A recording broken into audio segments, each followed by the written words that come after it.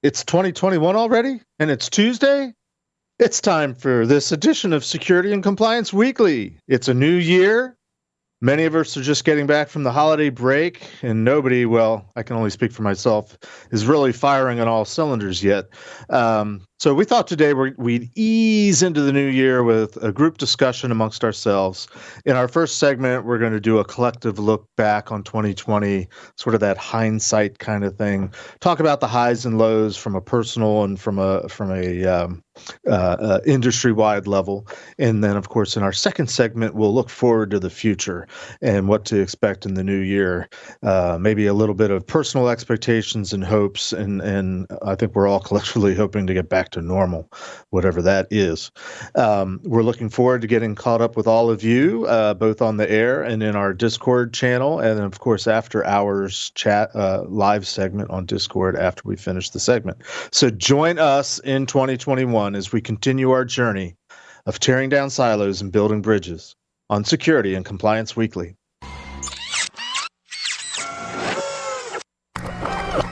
This is a Security Weekly production.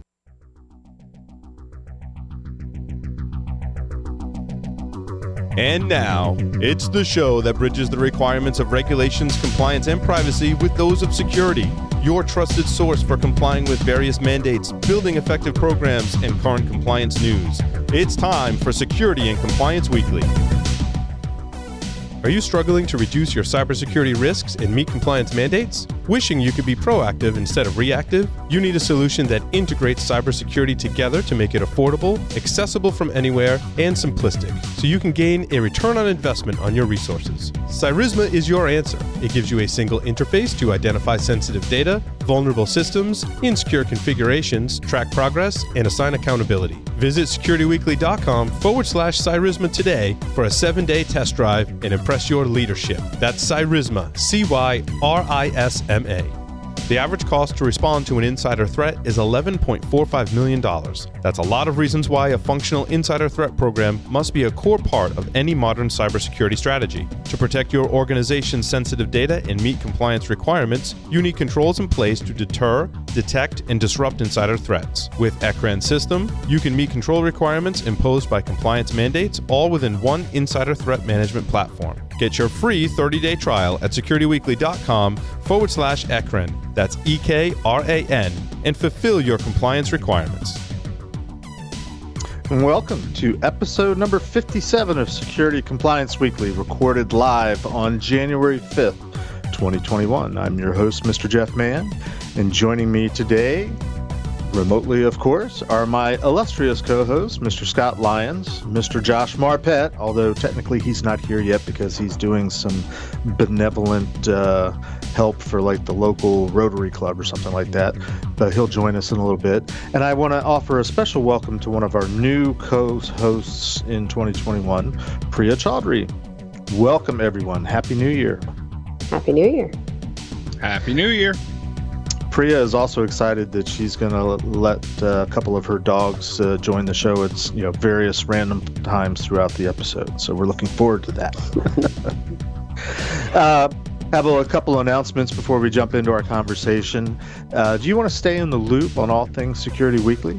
You can do so by visiting securityweekly.com/subscribe, where you can there subscribe to your favorite podcast catcher, or you can sign up on our YouTube channel, or you can sign up on our mailing list. And of course, you can join our Discord server, which is already hopping. I think everybody was anxiously waiting to get back into the conversation with us.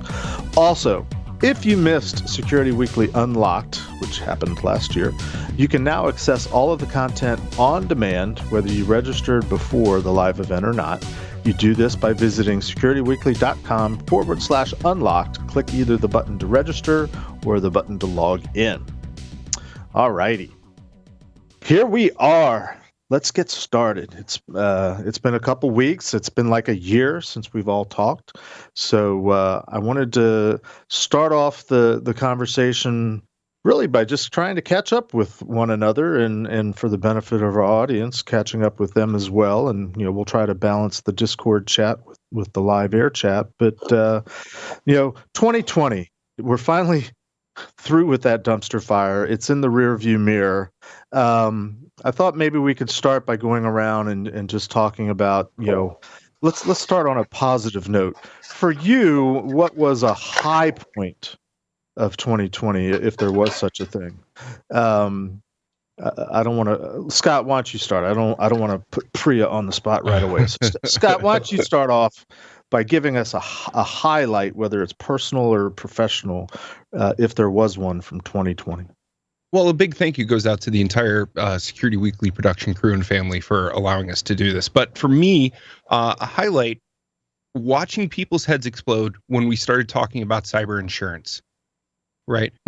It's one of those areas that's not really looked at, that really needs to have a microscope lens thrown on it. And the information really needs to be shared better, so that way we can create the actuarial tables that we can rely on to protect business. Another highlight would be getting to talk with Jeanette Manfra from Google. That was an absolute treat. Yep, agreed. We seldom get to talk to people at her level and really understand what the bigs are doing from a compliance standpoint and where they're headed. So being able to share that knowledge, not just with us, but with you as well, who are listening and watching, to us, it was kind of special. Now, moving into 21, right? We've got a couple of things up our sleeve that I think are going to surprise a couple of you. So there's a lot to look forward to in this year. Last year was insane, crazy, and I hope I'm not the only one here, Jeff, that says that last year just went way, way too fast, even though we were in the middle of a pandemic. I don't know. I feel like the last year took about a decade, but maybe or it was a decade's worth of Groundhog's Days or something. I think back of things that I did early last year before things locked down, and I'm like, really? Was that really just in this past year? Was that really only a year ago? Or even watching some of the news shows over the holidays where they do the, looking back over the year, and there's always the obligatory, famous people that died in 2020, and early on in the list was Kobe Bryant. And I'm like, Kobe Bryant? That was 2020? Because that seems like so freaking long ago that happened. Maybe it's my age has a bearing on my perception of time, but I don't know. Anyway, and looking forward, that's the second segment. We're looking backwards this segment, Scott. So keep looking backwards. Priya, how about you? Any personal or professional highs for the year of 2020? Yeah, for sure. I think on a professional level, when you do the same thing for a long time, you become really good at it, and almost to the point where you're not paying as close attention because you don't have to learn that many new things. And being invited to get involved in this show, and then sort of expanding my horizon into a whole new set of laws and issues, and doing a podcast for the first time ever. I joke, and I'll stop making this joke that I'm your guest Luddite on the show, but it's been really exciting to in this space where everybody talks about what they've lost and what they can't do, is to find something and to learn something new.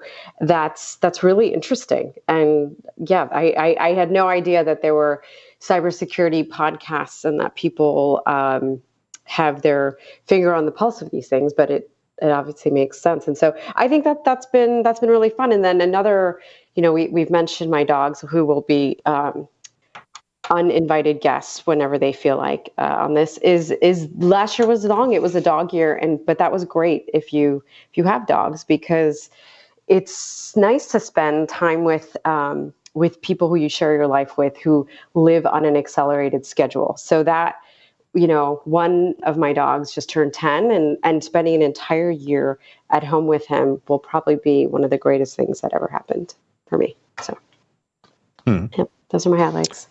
Well, we are certainly excited to have you on the show, and we're thankful that you accepted our invitation to come and be an occasional co-host.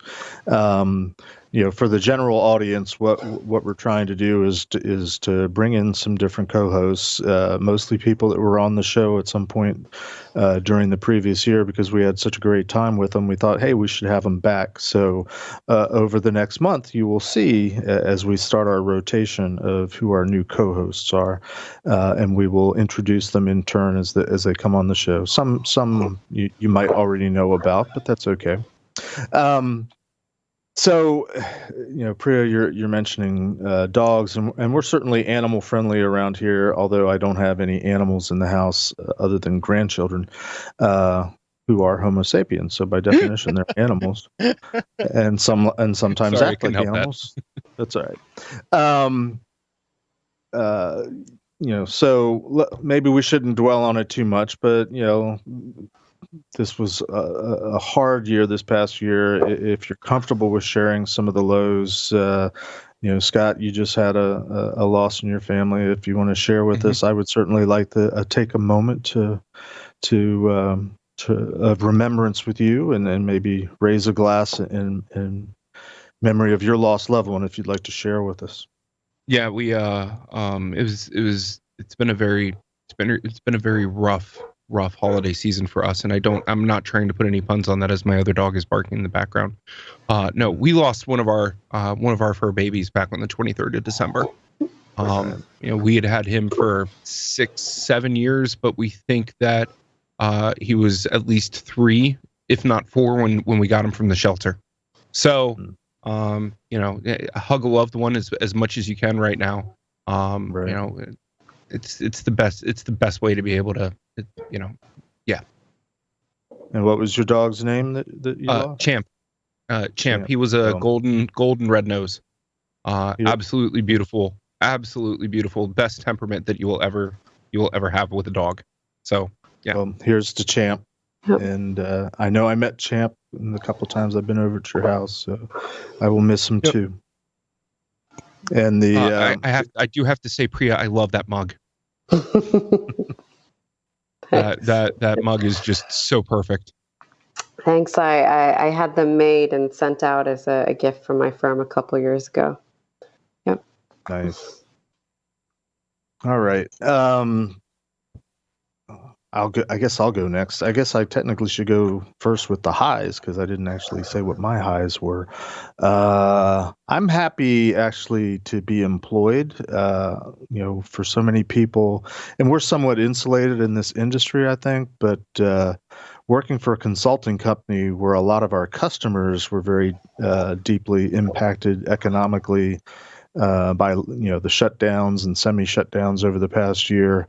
And consulting companies, if you haven't figured out, they earn their revenue through billable hours, and if projects get delayed, suspended, canceled, it can have an impact. So I'm sort of happy to still be employed on a full-time basis. Our company that I work for, and I would like to thank the management and the ownership of the company. They did a tremendous job, I think, trying to grapple with decreased revenue and trying to keep as many people employed as possible. I mean, there was they had to do things like let go of contractors and part-time employees. And in fact, if you've ever worked for a consulting company, the holidays is a slow time of year anyway, so they enforced sort of a semi-shutdown of the company for the holidays through this week. But we're basically all taking vacation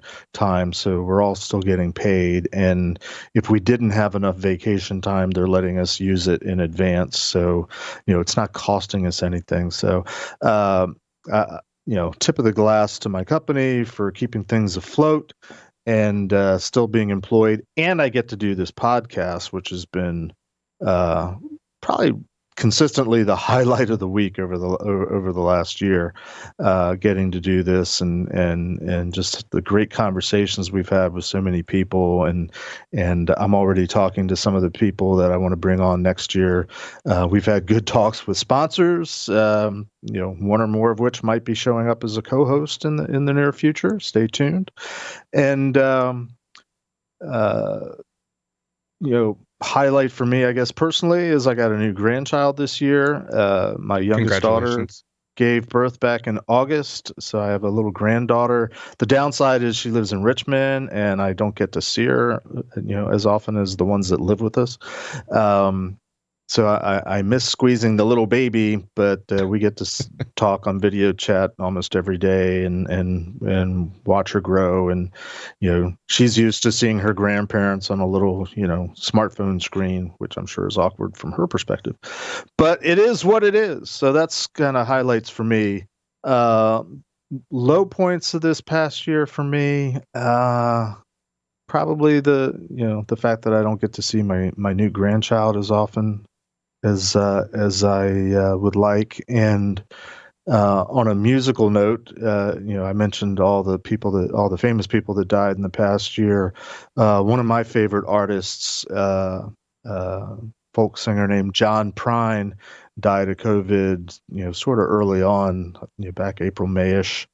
That hit me hard because he was such an incredible storyteller, musician, and every time his songs show up on commercials and all the drama shows at times, and people don't always know it's his music, but as soon as I hear it, I'm like, it's another John Prine song. So if you're not familiar with John Prine, go out on YouTube and check him out. That was probably, I didn't lose anybody within my circle last year, thank God. But from a personal perspective, losing John Prine kind of hit me just because he was such an amazing impact on the music world, at least for the folk music world, which is kind of what I like because I'm a boomer. I like old music with guitars. Anyway, Priya, it's back to you. Any lowlights, and then we'll move on to other topics. Yeah, I think the biggest low light for me is for my clients who are in custody. As people following the news and the pandemic know, the prisons, especially the federal and state prisons in the United States, are based just ground zero for COVID. It's been really painful to feel helpless and have clients who are in custody with they don't allow hand sanitizer in prison because it has alcohol in it. And they didn't have any PPE, and there's no possibility of really social distancing. And, trying to get people out, filing petitions with courts and not succeeding has been really, that's been the hardest part of 2020 for me, is feeling like I couldn't save them from something that seems very unnecessary right now, which is, regardless of what you are charged with, you are sitting in a COVID box if you're in custody. That was my low light. Yeah. Yeah, I mean, my day job is consulting, and even before the lockdown, a lot of it was virtual anyway, since a lot of our clients I work for a company that's actually a Canadian company, so we do a lot of international business, or companies that do business internationally. So, I was already accustomed to teleconferences and video conferences. But I guess the biggest thing that I missed from the previous year, and we can sort of shift gears a little bit. Let's talk conferences. I know there was some chatter. I'm not keeping up with Discord because I'm talking so much. But I saw somebody mention ShmooCon from last year. That was one of the only conferences that was actually live and in person last year. I was out at RSA, which was right as I think they announced the national, whatever the terminology was, the pandemic was officially announced, RSA week, while many of us were out in San Francisco. Came home from RSA and did B-Sides Northern Virginia, B-Sides Nova to the locals. And even there was some fear of COVID COVID people testing positive and spreading it around, and that was it. Everything kind of ended after that. So I miss going to conferences. I miss lobby cons, hallway cons, cigar cons out in the smoke pit con, if that's a thing. I miss being and interacting with people one on one on a few small groups, face to face, live and in person. And I keep wondering, gosh, are we ever going to go back to that? Like, I wonder. We did the virtual conferences, and a lot of people have done a lot of really great jobs making the conferences a virtual thing and making it as good as it can be. But I don't know how you feel about it, but to me, it's just not the same. You can replicate the interactions to some extent, but it's nothing beats just being in person and hanging out with people and just listening, to conversations, getting in on, just random conversations that happen all over the place, all over the conferences, running into people that you only see at the conferences and so on and so forth. So that's sort of a low for me, but it's also, sort of as a topic, the whole notion of security conferences, we're supposed to be looking back. Any conferences you particularly missed? Yeah, help me out, Scott. Let me help you out a little bit, Jeff. SCW has always been a staple, right? If you're listening to Security and Compliance Weekly and you don't know what SCW is, you can easily go to shmooCon.org and check it out. If Black Hat and DEF CON, which are in June, are offense, SCW is in January, December, like the winter basically, and they're defense, right? Right. SCW is a really great place. It's a very intimate setting, and it also coincides with what us in the hacker community refer to as National F5 Day. With SCW, to give you a little bit of background, the ticket sales for SCW, they usually sell about 1,400 tickets, and those tickets sell out in roughly grand total of about 7 seconds flat. It is one of the hardest tickets to get in information security. This year, Red Lion, Josh and mine's company, we're entering our 5th year, which is an absolute blessing for us. Thank you to all of the clients, and thank you to future clients as well. But we've been involved with InfoSec World, which is a CRA product now. It used to be owned by Misty, the MIS Training Institute. And with InfoSec World, they're already announcing dates for September. Josh and I have been involved to the point where for the last 4 years, we've called it our annual Disney trip. And we really look forward to that because that's a really good staple trip in the middle of the spring, which cascades everything into Black Hat DEF CON, Hacker Summer Camp, and then into B-Sides DC for us. So watching everything that's been going on with the mix of virtual versus in-person, I think that's the way that we're going to go with a lot of conferences, because a lot of conferences are understanding now that virtual delivery of a conference is a thing and it is possible, like DEF CON. I'm really hoping that we have both the virtual and Discord as well as the in-person down the road.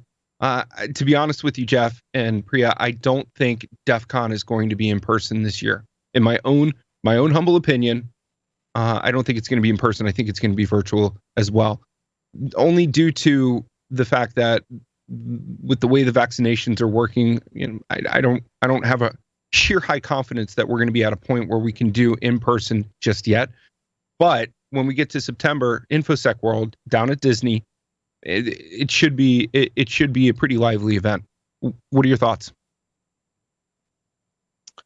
Well, I guess I'm curious, Priya, have you ever been to any type of security conference or event, or is this all new to you? It's all new to me. I've been to many legal conferences, and I went to Comic-Con once. So that's my whole world of conferences. Okay, so Comic-Con, you're sort of in the ballpark. That's what I thought. I figured it's probably a lot of overlap. A legal conference, I can't imagine what that would be like, and I'm not sure I want to imagine what that would be like. But that's just my bias. It would be very legal. There's a lot of panels on hot issues. I think you guys would actually like it.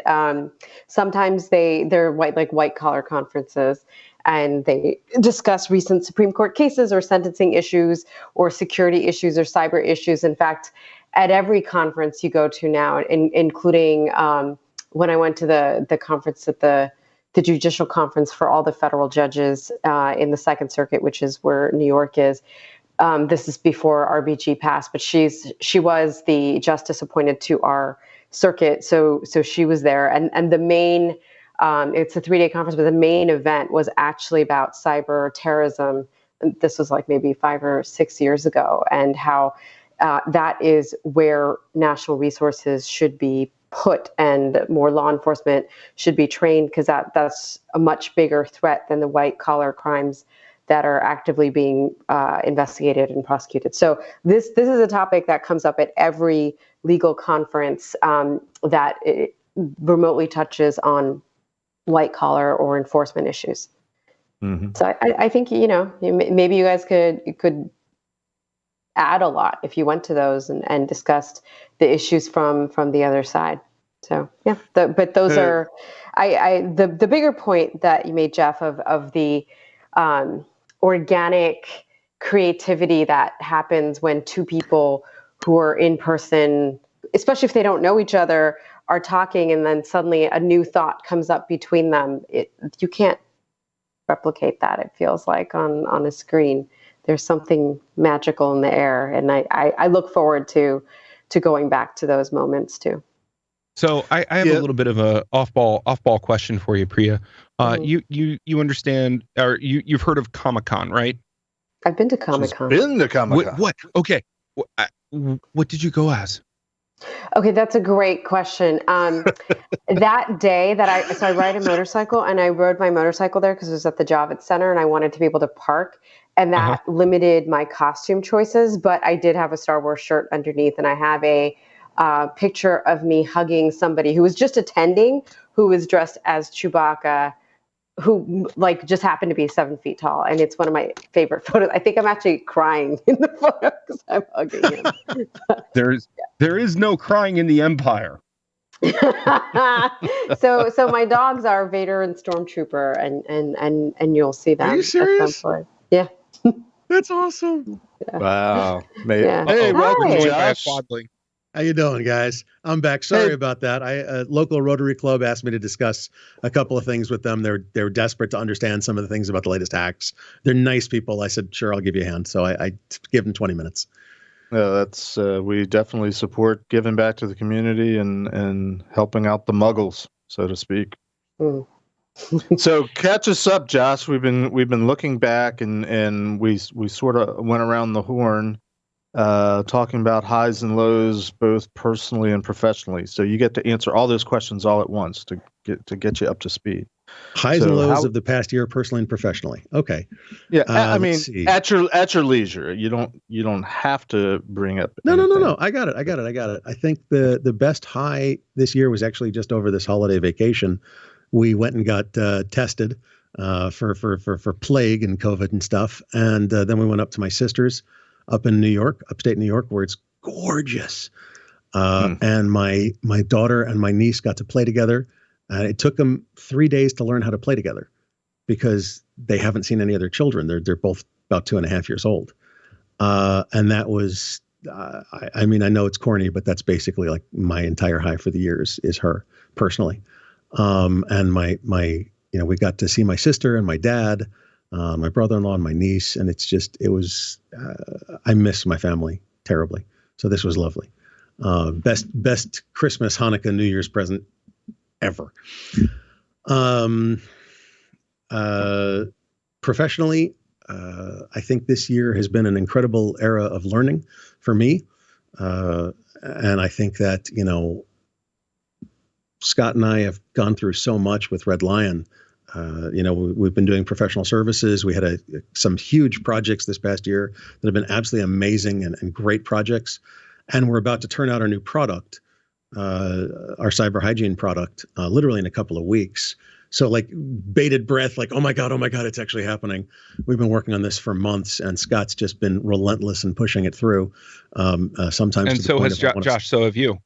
Yeah. We've gotten Yeah. to the point of wanting to choke each other a couple of times. Yeah. Yes. But that's true in any partnership, whether it's a business or a friend. Like, it's really about what can you tolerate with the other person, doing, right? You're never truly gonna see eye to eye because you're not the same people, Of course. But we were discussing which characters we were in Billions. It's hilarious. And I barely watched the show. I've watched like 2 episodes of it, and he's like watched all of them obsessively. So he's like, no, you got to understand that this. And I'm like, I don't know this. But professionally, it's continuing a small business for our 5th year, and successfully supporting ourselves as well as our employees and partners with it is a huge professional success, and I'm really, really proud of that. And we've done amazing. And it's I've started businesses before. I started a startup and by myself, and I ran a consulting company, but I've never managed to get over that hump, if you will, until I started working with Scott, and we started working together to get this going and to keep it going. And it's been a bitch, but So who's Sonny and who's Cher at this point? Depends on how much you pay. Anyway, you're both bonos. That's a horrible. No. Anyway, no, I think that. You know what? Just for that, I'm gonna say PCI. Okay. And somebody pointed out you still have the pen test counter up. Oh, I just said pen test. Oops. What about pen tests? 3. Pen tests? What are you talking about? Pen tests? I don't know pen tests. Anyway, so it's been a very, very good year and a very, very bad year. I miss seeing my friends. And weirdly enough, I see more of my family than I did, but only on Zoom. Every Sunday, we now have a standing Zoom call. So it's weird. Anyway, I apologize. I didn't mean to go so long, but it has been. Well, it's all right. You had a lot to catch up on. That's okay. I did. It's been a very weird year. And apparently people on Discord think I talk too much. So keep talking. So you don't talk too much. Go ahead, Scott. I'm sorry. No. I cut you off, Josh. So I see that everybody else did this already, and I'm eagerly going to go watch the YouTube afterward to see what it was, to see what y'all said. But I think the biggest thing is that it's been a year of growth. I've learned a lot about myself. I've learned a lot about Scott. I've learned a lot about, again, 10 years ago, I was talking about how physical security and information security were the same thing. In the last few years, I've learned how close business, compliance, and security are so symbiotic of each other that if you ignore any one of them, it's another 3-legged stool, like the CIA triad. If you ignore any one of them, you're screwed. And that's the biggest thing.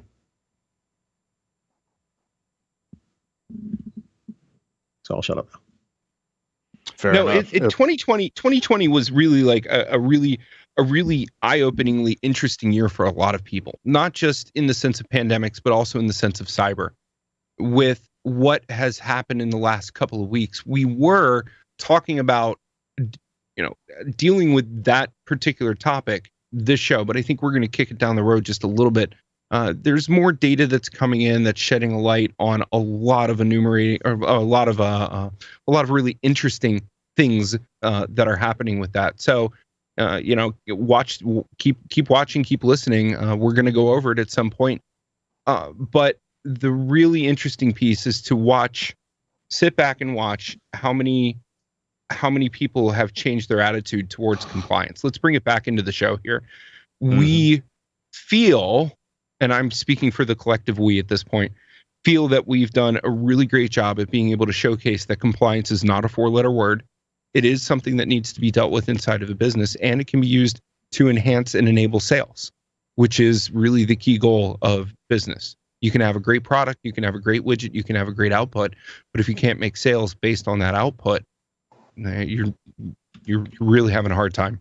So yeah, and if I can jump on that point of compliance not being a 4-letter word, I think there's also a fake division in the world between those of you who live in the hacker cybersecurity tech world and everyone else. And everyone else sort of thinks, that's not my problem. I don't need to know that. I don't need to think about that.